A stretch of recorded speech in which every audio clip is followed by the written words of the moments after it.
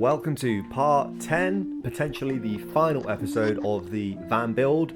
I may do one more after this just to give you a full perspective, a full run around of the vehicle. But for right now, I'm going to show you the installation of the custom build kitchen I made. So the first thing I did was buy these big heavy metal sliding drawers that you can see there. They're just the two metal pieces. I screwed those to pieces of timber, and then I tried to make myself a little sliding platform, which you can see. I wanted this installed directly behind the driver's seat, but I didn't want it to take up the entire height of the driver's seat, just so in case of an emergency we could still access the front if we need to jump in the front of the van and drive off, in case of who knows what. This was a little bit more complicated than I originally planned.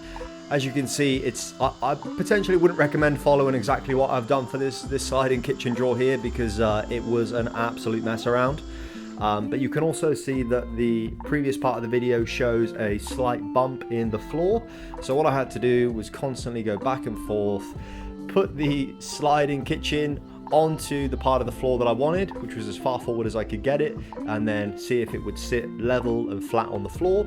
After a few attempts going back and forth, we managed to get it just right. It was stable, it was exactly where I wanted it to be, and at which point we could then screw it in with these big chunky L brackets that I bought from Bunnings.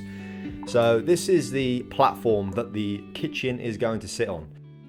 I specifically wanted the kitchen to be as far forward in the van as possible, just so that when we lay in bed in the morning, we're able to sit up from the bed, put our feet on the floor, and kind of have a little bit of a walk-in area before we're confined without any movement.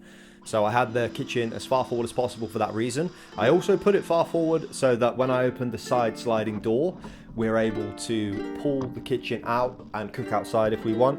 One of the things with camping, especially over a longer period of time, especially if you're cooking greasy food, which a lot of the time when we're camping we do, let's be real, we're cooking bacon and eggs in the morning, we're cooking steaks.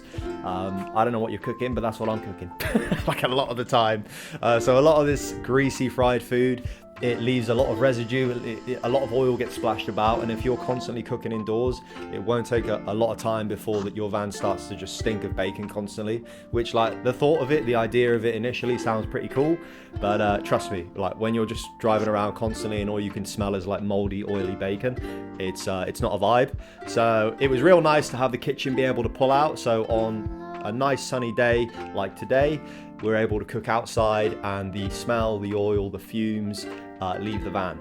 But also we wanted the kitchen inside, so if it's raining or if we just want to make a cup of tea in the morning, we're able to be inside the van. My old van setup, the kitchen was at the back of the van, so every time I woke up I'd have to get out of bed, I'd have to get changed, I'd have to go to the back of the van, open the door and cook outside, and sometimes it just wasn't fun. So it's also nice to be able to have a kitchen where the possibility of cooking inside is there if you want it. We're at the point where we've got the majority of the kitchen installed, and again, it's Jen's job to try and make my questionable carpentry look nice with the paint. So that's what she's been doing. She's been painting, she's been patching, trying to make it look nice. And this piece of timber here is going to be the work surface, the top part of the kitchen. I bought this from Bunnings. It was quite cheap. It's quite thin as well, so although it looks real nice, it's not overly heavy.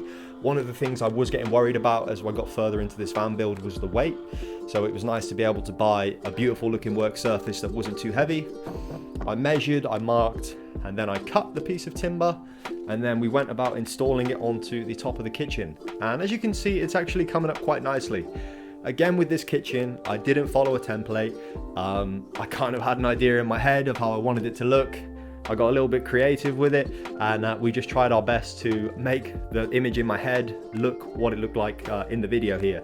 And you can see it's turned out quite nice. There's been a couple of small modifications since making this video that I will show you with the kitchen in the future.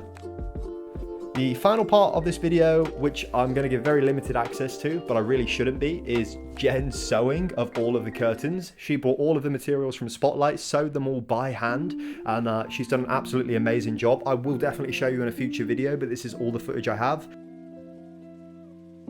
And after all of the hard work we've put in over 10 parts on this YouTube series, if you want to see how the van looks in its finished state, please stick around, subscribe, and wait for my next video where I'll give you a full tour. Thank you very much.